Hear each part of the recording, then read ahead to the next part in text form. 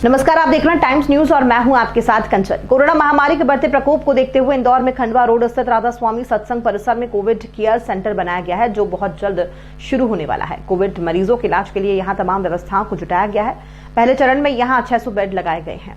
राधा स्वामी सत्संग परिसर में बनाए गए कोविड केयर सेंटर की क्षमता 6000 बेड की है। फिलहाल यहाँ 600 बेड से शुरुआत की जाएगी। आने वाले दिनों में कोरोना मरीजों की स्थिति को देखते हुए यहाँ पर बेड बढ़ाए जाएंगे। यहाँ की मेडिकल संबंधी व्यवस्थाओं के लिए विशेषज्ञों की टीम तैनात रहेगी। इंदौर में बढ़ रहे मरीजों को देखते हुए कोविड केयर सेंटर के बनने से अस्पतालों पर भार कम होगा। साथ ही ऐसे लोगों को भी राहत मिलेगी जिनके यहाँ होम आइसोलेशन की व्यवस्था नहीं है। प्रदेश सरकार के जल संसाधन मंत्री तुलसी सिलावट, कलेक्टर मनीष सिंह सहित चिकित्सकों ने राधा स्वामी कोविड केयर सेंटर को लेकर जानकारी दी। मंत्री तुलसी सिलावट ने कहा कि पिछले साल की तुलना में इस बार कोरोना महामारी की दूसरी लहर काफी खतरनाक है। मुख्यमंत्री शिवराज सिंह चौहान इसको लेकर काफी चिंतित हैं और इसे नियंत्रित करने के लिए लगातार दिशा निर्देश दे रहे हैं। इंदौर में राधा स्वामी कोविड केयर सेंटर बनाया गया है, जहां स्वास्थ्य सहित सभी मूलभूत सुविधाएं रहेंगी। ये कोविड केयर सेंटर संजीवनी का काम करेगी। इसके पहले चरण का काम खत्म हो गया है और दूसरे चरण का काम भी शुरू हो गया है। जब ये कुछ सोचता है तो एक नया ही सोचता है, कुछ अलग से करने की बात करता है। मैं फिर से इंदौर को प्रणाम करता हूँ, नमन करता हूँ, क्योंकि ये Covid care centre Madhya Pradesh में पहला होगा, अद्भुत होगा। और जो आवश्यकता है हमको, हमारे भाइयों और बहनों को एक संजीवनी का काम, एक अथक प्रयास करेगा, सहयोग का संजीवनी का काम करेगा। और मुझे पूरा विश्वास है, मैं फिर से इंदौर के सभी हमारे जो मैंने कहा ना संकल्प है इनका, किस तरह से तड़प है इनकी है, किस तरह से कितना फंड उठाया गया और क्या सुविधाएं वहाँ पर? मैं आपको बता दूं, मैं तो कह रहा हूँ पूरा जन सहयोग से जो ये राधा स्वामी सत्संग का जो एक कोविड केयर सेंटर बन रहा है, सब आप इंदौर की, आपकी, सबके विश्वास से बन रहा है, सबके सहयोग से करोड़ों में और एक मिनट करोड़ों में हो रहा है। हमारा एक प्रयास है कि कम से कम पहली पूरा संकल्प है हमारा 6000 बेड्स का, ये हम बनाने का कर रहे हैं। अभी पहली उसमें प्रारंभ में 600 और द्वितीय चरण का भी काम युद्ध स्तर पे प्रारंभ और तृतीय चरण का भी काम हम करने का प्रयास करेंगे। ये हमारा लक्ष्य है, हमारा उद्देश्य है। और किस प्रकार से हमारे वहाँ पर पेशेंट भर्ती होंगे, ये हमारे सम्मानीय डॉक्टर साहब करेंगे। और जो शासन प्रशासन की कुछ बातें सम्मानीय जिलाधीश महोदय बताएंगे। डॉक्टर साहब आप थोड़ा इसको अंग्रेजी में हैंड होल्डिंग कहेंगे, या जो सुपरविजन का काम है, उस चारों भागों को, एक बॉम्बे हॉस्पिटल, दूसरा अपोलो, तीसरा चौहतराम और चौथा मेदांता, ये चारों हॉस्पिटल को एक एक विंग दिया गया है, जो उधर सुपरविजन का काम करेंगे। उधर के कंसल्टेंट्स आकर राउंड लेंगे।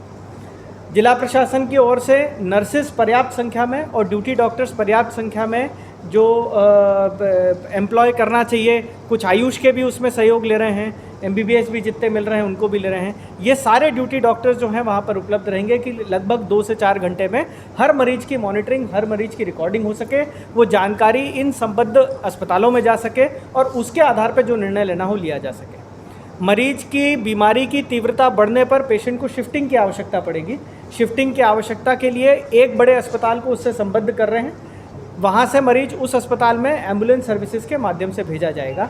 बाकी जितनी प्रकार की सुविधाएं वहाँ पर जो हमने एक बहुत ठीक समय और दिन बिताने के लिए होनी चाहिए, वो लगभग सभी की व्यवस्था वहाँ पर की गई। सब कुछ समय अनुसार चलता है तो शायद अगले 2 से 3 दिन में वहाँ पर एडमिशन की प्रक्रिया जो है प्रारंभ हो जाएगी। एडमिशन की प्रक्रिया में अभी जो नोडल एजेंसी है, या कहाँ से एडमिशन होगा ये एक प्रश्न है, हम कैसे जाकर वहाँ भर्ती होंगे।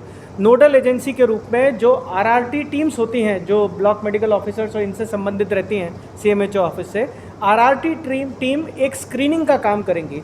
वो वहाँ से स्क्रीन कर जिस मरीज को समझेंगी कि यहाँ भेजने लायक है, बहुत तीव्र बीमारी वाला मरीज है तो उसे अस्पताल ही जाना होगा, बहुत कम बीमारी वाला मरीज है, सुविधाएं उपयुक्त हैं तो घर में छोड़ा जा सकता है। ये जो बीच की कैटेगरी है, और यकीन मानिए इसका नंबर अभी सबसे ज़्यादा है, ये बीच की कैटेगरी, और इस बीच की कैटेगरी को अगर जल्दी ऑब्जर्वेशन मिल जाता है तो शायद जो आप तीव्रता और भागा दौड़ी ऑक्सीजन और अन्य चीज़ों के लिए अस्पतालों पर दबाव देख रहे हैं वो कम होना शुरू हो जाएगा। ऐसे मरीजों को आइडेंटिफाई करके आरआरटी टीम्स वहाँ की नोडल एजेंसी जो उस परिसर में रहेगी उसको इन्फॉर्म कर वहाँ मरीज भेजकर और फिर भर्ती की प्रक्रिया प्रारंभ करेंगी। डिस्चार्ज की प्रक्रिया दो ही प्रकार हो सकते हैं, या तो मरीज छुट्टी होगा या फिर किसी बड़े हॉस्पिटल में भेजा जाना पड़ेगा उसको।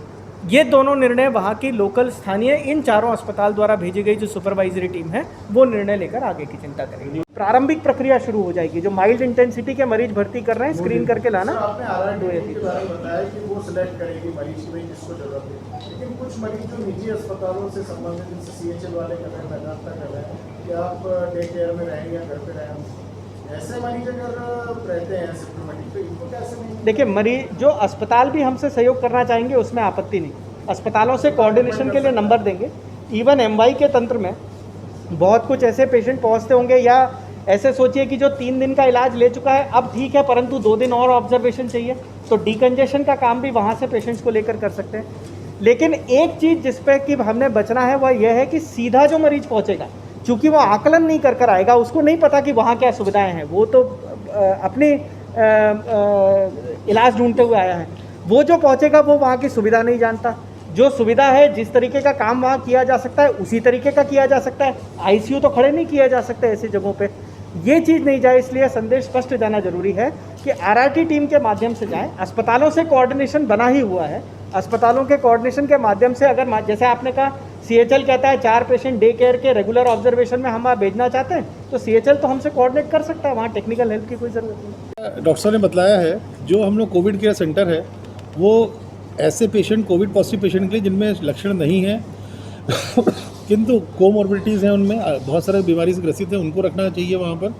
या बहुत हल्के लक्षण के लोग जिनको कि अगर आप मेडिकेशन प्रॉपर दे दें वहाँ पर 6 दिन 5 दिन में तो वो ठीक हो सकते हैं 7 दिन में, और घरों में रहने पे या अन्यत्र रहने पे वो नहीं ठीक हो पाते हैं मेडिकेशन प्रॉपर नहीं मिलने की वजह से। 2 कैटेगरी के रखे जाते हैं। फिर भी हमेशा एक संभावना रहती है कि कुछ पेशेंट्स को सडनली अगर ठीक नहीं होते हैं तो उनकी तबीयत ख़राब होती है। हाँ, सभी होम आइसोलेशन के पेशेंट्स में ये चीज़ें होती हैं, ये उनको हॉस्पिटलाइज करना पड़ता है।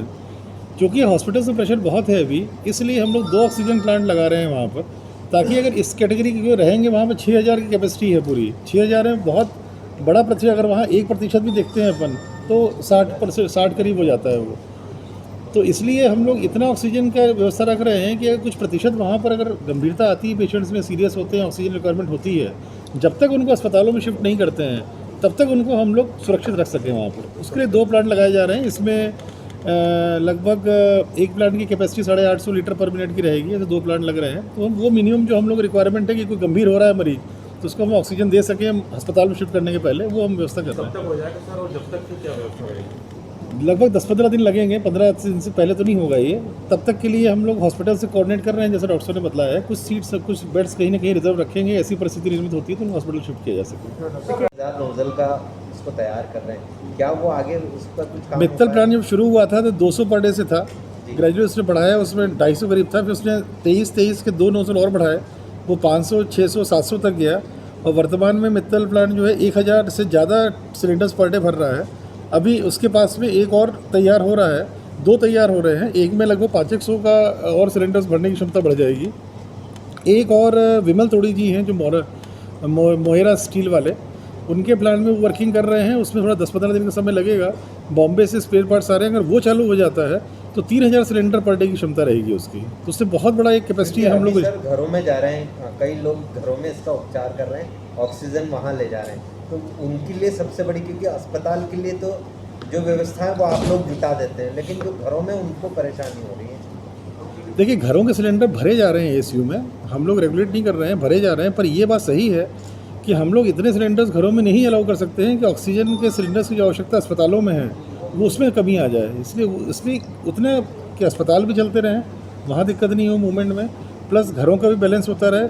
फिलिंग में मना कहीं नहीं किया हम लोगों ने। पर ये सही है कि जब 3000 वाला जब चालू हो जाएगा पीथमपुर में तो कंफर्ट लेवल बहुत बढ़ जाएगा फिलिंग के लिए। सर, ये आरटीओ ने अभी जो नए टैंकर ऑक्सीजन में बदले हैं, एक मुद्दा ये डाला है पूरा ऑक्सीजन बेड्स के लिए, एक फ्लोर की उसकी लगभग मान के चलिए कि 100 बेड तक की तैयारी हो चुकी है ऑक्सीजन बेड्स की।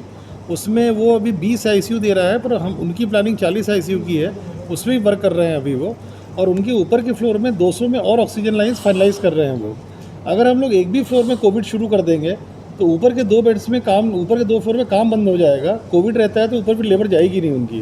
तो मैंने ये बोला है उनको कि जब तक ऑक्सीजन हम लोगों की व्यवस्था और सुदृढ़ हो रही है अभी, तो उस बीच में वो पूरी लाइन्स डाल रहे हैं, उसके बाद उसको शुरू करेंगे। ऐसे ही ESI अस्पताल में भी प्लानिंग कर रहे हैं, लगभग वहाँ पर 150 बेड हम लोग निकाल रहे हैं, जिसमें कि ऑक्सीजन लाइन्स वगैरह हैं उनके यहाँ, तो उसको भी कर रहे हैं। उनके कुछ OPDs हम लोग को शिफ्टिंग करनी पड़ेगी। माननीय प्रभारी मंत्री जी गए थे परसों नरसों, और माननीय विधायक रमेश मंदोला जी भी थे, तो निर्णय हो गया है उस दिन।